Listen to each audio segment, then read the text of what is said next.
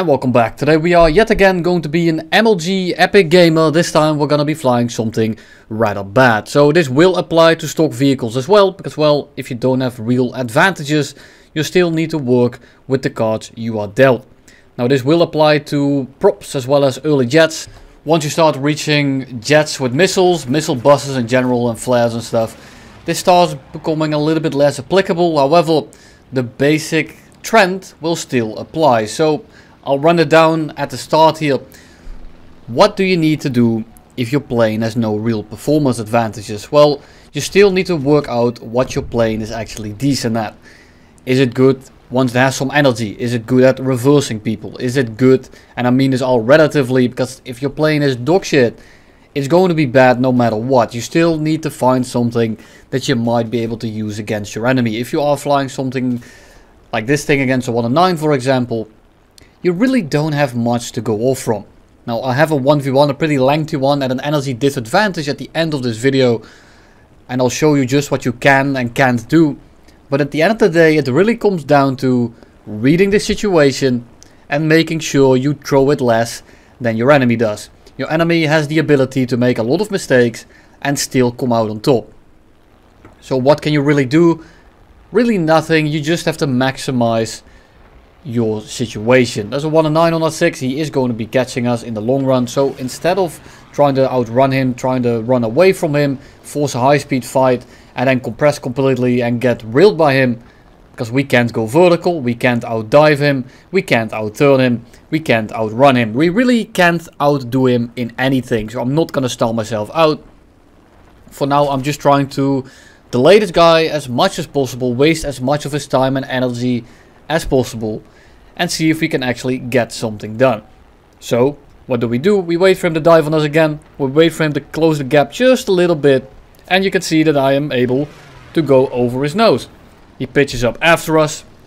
We almost get the shot. We stall out, and thank you very much, teammate. That was really necessary. Before we get started today, thank you to all the patrons and everyone looking to buy this absolute abomination you can plaster all over your vehicle. You can do so with the 3% discount code down below. I get a cut, you get a discount, and you get this absolute horrifying creature to put on your tail or wherever you like. So really the BTD, you have an airspan and you have A and M2s. And that's really where your advantages stop. The longer the game goes, the worse this thing becomes. And of course, if no one climbs, if everyone plays into your situation, this thing is quite alright. But if you're flying something bad, if you have no real performance advantages, other than maybe some altitude, maybe some positioning, but I mean plane specific advantages, you need to work with something else. One is altitude, the other is positioning, and the third is target prioritization, which is extremely important. I have made a video on all of these things. They're pretty long-winded, they're pretty boring, I know, but getting better at this game is just pretty boring, and I will put it in the same playlist as this video, so you should be able to find it quite easily. So what do? We are really just looking for targets of opportunity, and if you are trying to spade a vehicle, you need to fly it the same way. You need to pick what you can get instead of trying to force things that aren't going to happen. Very often there are just unwinnable fights. If the enemy plays it somewhat correctly, all he needs to do is kind of put its cursor on your vehicle and the game will play the game for him. And if he has enough brain cells to do that, to the point where all he needs to do is just turn into you, there is just nothing you're really going to be doing. And especially if it's a vehicle like, say, an A7M. You know, a plane that outturns so much better that it doesn't really matter how bad he is or how good you are, you're not going to be outturning it. Like a 109, sure, it turns better than you, it climbs better than you, but it doesn't turn bullshit well. To the point where it ignores any kind of input you do. It won't stall out, it won't be able to do anything. With a 109 you can kind of abuse its characteristics, and this is not because the 109 is bad by any means. It is because the 109 actually has a working flight model. Goes the same for the Corsairs, most of the P51s, the 190s, some yaks to some degree, but planes that turn extremely well, the planes that just have infinite amount of pulling up potential, basically the planes that don't really stall out. It's very little you can really do about them, because they have an extremely low skill floor when it comes to dogfighting. All they need to do again is put the cursor on your vehicle and they will eventually win. Unless of course they have so little energy and they throw it all into one turn and they stall themselves out. If they don't do that and you don't have an energy advantage or something, you're just going to lose. And I know this is supposed to be a guide, but I think a very big important part of knowing your situation needs to be that you shouldn't beat yourself up too much when you do actually lose it. Not every fight is winnable. And that is the main thing to take away from it here. So let's look at the actual vehicle now. Let's look at actual gameplay instead of generalized tips, tricks and theoretical garbage. Because at the end of the day, you have to make it work in the game, and it doesn't really matter what I say.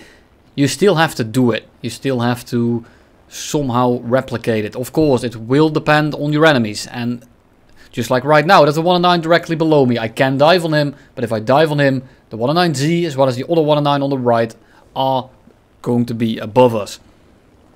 And there's really no coming back from that. Now the 109 below us didn't really do anything. He seems to be going for us. He did a 180. Probably sees us and thinks, well, that's a BTD. That's going to be an easy kill. And if that's the case, I don't want this guy to keep climbing after us. The longer we wait, the smaller our advantage becomes. Because right now we have some energy, we have some altitude. And if we let this guy climb up to us, we are done. So we just fly over him once we still have, well, while we still have some energy. And he goes underneath us, he gets engaged by an F6C. And he's gonna go head on with it. Kinda dodges it, that's completely fine. He gets a small leak, I think. There's not really much damage on him. But now I've already committed, I might as well take him down with me. So we squeeze the trigger, we shoot him down, and look at how much energy we just wasted. And this is why I want you to be careful, especially with a vehicle that is bad, or has a bad climb rate, isn't fast, and especially if the plane isn't exactly maneuverable, because if you have a very maneuverable plane, just like we mentioned before, if you lure them into a dogfight, if you are able to kind of reel them in and do something, you can still win. With a plane like this, it has low amount of energy generation, a very low top speed, as well as a not exactly stellar turn rate. I mean, look at this. And sure, I'm going very slow, I'm basically stalling out. But the issue is, with a plane like this, you're going to be stalling out for the majority of the match. So you need to work with what you have. We are flying towards whatever is engaged by a teammate, and if there are things above us, we have to deal with that once the time comes. You can't really plan ahead too much with these things, because if anything doesn't go according to plan, your entire plan has failed. It's not like a 109 where you dive on someone and you think to yourself, well, if this guy dives away, I can do this. If he turns with me, I can do this. With this plane, you have to dive on someone and you think to yourself, if he doesn't do this, I am dead. You really have to go all in for most of the situations, because you can't really wait too long. Because if you start waiting too long, if you delay the fights too much, you're just giving the enemy so much opportunity to regain all their energy that you're just going to die. This 109 was busy with someone else. We slot on the 6, we turn into him, we kill him with the A&M2s, but we're now again going 300 kilometers an hour.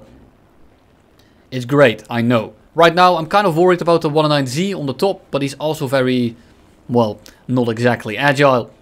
And the other stuff is right below us. Then 190 pops up. The 190 here does kind of take priority. The 109Z, while it has a lot more energy power, engine power, energy generation than us, it turns like absolute garbage. The 190, however, it actually has pretty good energy generation at low speed, and the flaps are pretty strong. So if you are in a vehicle that doesn't turn very well, and maybe also has some bad engine in the front, well, you're gonna kind of struggle against the 190 in a dogfight. It will keep its energy quite well, and with the flaps it will also turn quite well. Now sure, most planes don't turn better sustained. 190s do, and if you can keep the 190s slow, while the enemy is also slow, considering you are in the 190, you can win a lot of dogfights in that thing.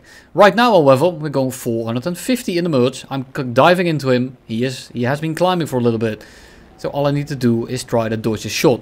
What am I doing here? I'm trying to run an energy trap, and I'm going to get one shot. I'm already going 250, 220, 180. I'm just slowing down, and I'm all in for this shot. He's going to stall in the guns. We're going to get the shot. But look at that. He's going about 160 himself. He has his nose directly pointed upwards. And if we miss that shot, or if that 190 rolls out of the way, We are done. Wahali, you are finished. Really. Because I just don't have the sustained power to actually keep that fight up. He has been stalling out. He is still climbing. He's still generating energy. He's still getting that altitude in. While I'm just dumping all of it. So I'm going all in for the shot. I'm trying to get it as quickly as I can. But if he pays attention to me and he notices that he's about to die to me and he rolls out, we're done. Because we are not going to be outrunning him. We're not going to be outturning him, especially at high speed. And we are just going to do absolutely nothing to him. We wait a little bit too long here with the throttle. And I wasn't used to the air brake because it's the second game I did in this vehicle. And we ended up wasting all of our energy. Now sure, I kind of threw this. I extended the air brake for too long. I wasn't aware of how slow it was. This is the second game in the thing that I did. And I got the throttle for a little bit too long. And I wasted a lot of energy. But I was a little bit desperate. Because this Yak 9T is on the 6 of the P63. He is going to be killing him. And I wanted to kill him as quickly as possible. So this doesn't turn into a 1v1. And it does. Luckily we do actually manage to hit our shot. He gets crit. But I want you to notice that despite this guy being crit beyond oblivion. Probably black wing roots. His wings are damaged and his engine is as well, because he's just not generating anything. He's going super slow. And it's not like I turned in that easily. Sure, he stalled out in my guns. He had no options anymore because he was that severely damaged. But look at my speed here, coming out of that dive. Sure, I wasted a lot of potential here, a lot of potential energy. The thing is, if I had saved that energy and had done one more loop, I still would be going about 300 kilometers an hour right now. And maybe I'd be 100 meters higher. And maybe my teammate would have been alive. But I don't think he would have been. So right now, I need to not waste any time. Try to get as much altitude as possible. I know there's a 109 G6, I believe, somewhere on the map. As well as a bomber. So what do? Well, it's a little bit of cat and mouse. A little bit of luck. A little bit, well, a lot of luck actually. And I really want you guys to hammer, I want to hammer home to you guys that you really are just at the mercy of your enemy. You're waiting for mistakes. You can try to force some mistakes, but 9 out of 10 times, if the enemy is somewhat sentient, if you're flying something that's terror bad as this thing, you're going to suffer. This thing has not the instantaneous turn like something maybe the SB2C would have. But the SB2C, very low stall speed, ability to always pitch up for the head-on, for example, and always has a little bit of a trick up its sleeve. In this thing, you're hanging out to dry. The skin looks pretty good. I like the skin, but I mean, the plane itself is still hella ugly. I mean, the rudder is crooked, the engine cowling looks like a Minecraft block. I'm just not a big fan of it.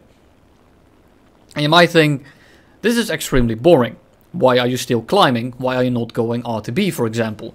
The thing is, if I go RTB now and I have 30 minutes of fuel left, which is more than sufficient. I have 250 rounds, which is more than sufficient as well. By the time I spend flying towards the airfield, then landing, then being stationary, then taking off, let's take a good 2 minutes of me not climbing. And then 2 minutes of not climbing in any plane is massive. 2 minutes of not climbing in this thing means that you can dive once or twice. And if you can't dive once or twice, you're probably boned. And you might ask, why is it that you are instantly boned if you don't have any altitude? Do I really need to explain it? I mean, look at this fucking thing. It's absolutely... I mean, look at it. I've been climbing for a good minute, at 1 or 2 minutes now. We're barely at 2,000 meters. Actually, make that 2.5 minutes. I just went back and checked it. It doesn't climb particularly well. And now I'm starting to overheat as well. So, what do you really do here?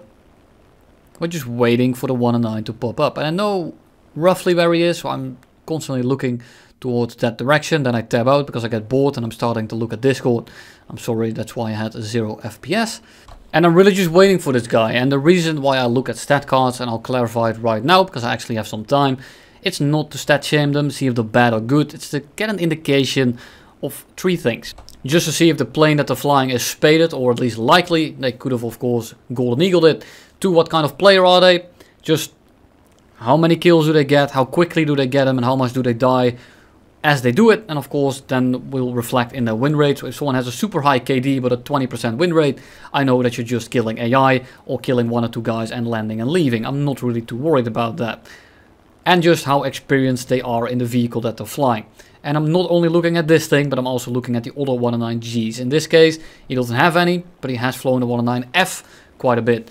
And with a little bit of luck, this guy is exactly what I think he is. He's going to be inexperienced and super passive. And yes, I thought this before the video, not just because it's easy to say retroactively, because it turned out that's exactly the kind of player that he was. So what do I want to do? I want to bait him into fights.